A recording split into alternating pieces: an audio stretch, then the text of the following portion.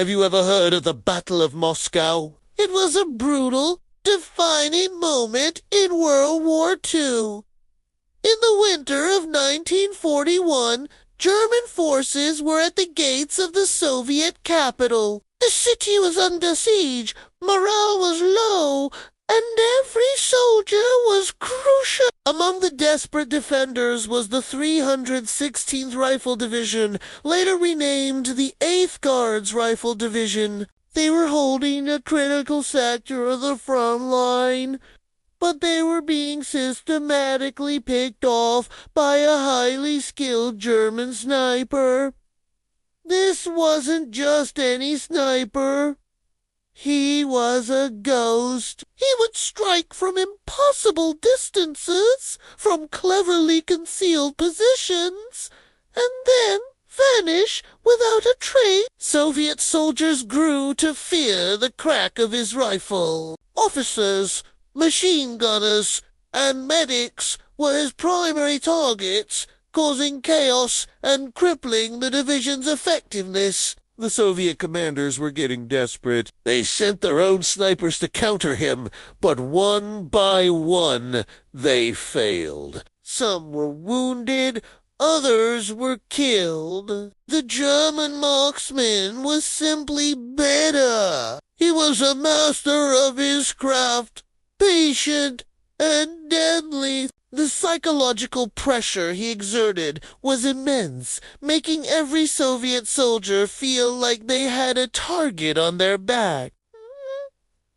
The situation was dire. The division's commander, Hennadal Panfilov, knew.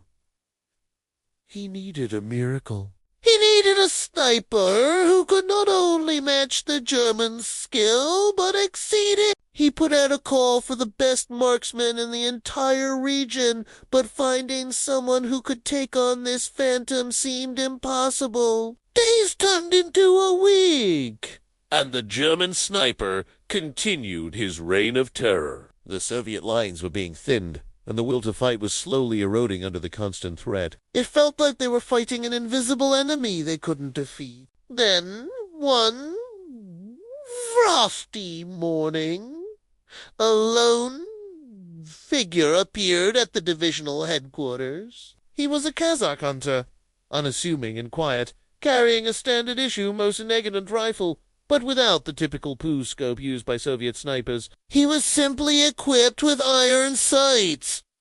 His name was Salugale. He didn't come with fanfare or a big reputation among the military elite. He had been a simple hunter from the steppes of Kazakhstan, where he had honed his incredible marksmanship skills hunting wolves and other game. He had volunteered for the army and had been serving quietly, but his reputation for almost supernatural accuracy had reached the ears of his superiors. He was the answer to General Panfilov's prayers. Abdibekov was assigned to the front and given a simple mission: find and eliminate the German sniper. He didn't say much. He just took his rifle, a pair of binoculars, and disappeared into the frozen landscape. For 3 days, nothing happened. The German sniper continued to claim victims, and some began to doubt the quiet hunter. But Abdibekov was playing a different game. He wasn't just looking for the sniper. He was studying him. He observed the times of the attacks, the angles of the shots, and the positions the German favored. He was learning his enemy's habits, his rhythm, his psychology. He was a hunter stalking his most dangerous prey. On the 4th day, Abdibekov made his move. He identified a cluster of destroyed buildings where he suspected the German was hiding. Instead of setting up a typical sniper nest, he did something clever. He and a partner created a decoy. They built a fake sniper position, complete with a helmet on a stick, designed to draw the Germans' fire. They waited. Hours passed in the freezing cold. Finally, a single shot rang out, hitting the decoy helmet perfectly. The trap was sprung.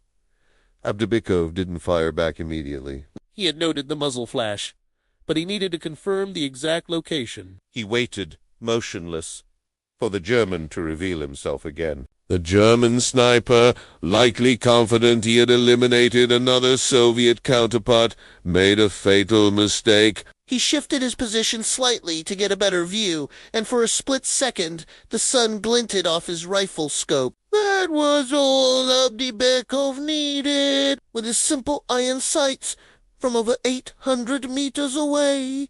He took his shot. The crack of his Mosin Nagant echoed across the battlefield, followed by silence. The German sniper's reign of terror was over. Tulugali Abdubikov went on to become one of the most successful snipers of the war, with 397 confirmed kills. He was a hero who arrived without announcement, a quiet hunter who turned the tide with a single perfectly aimed bullet. His story is a powerful reminder that sometimes the greatest heroes are the ones you never see coming. Thanks for watching, and if you enjoyed this story, don't forget to like and subscribe for more.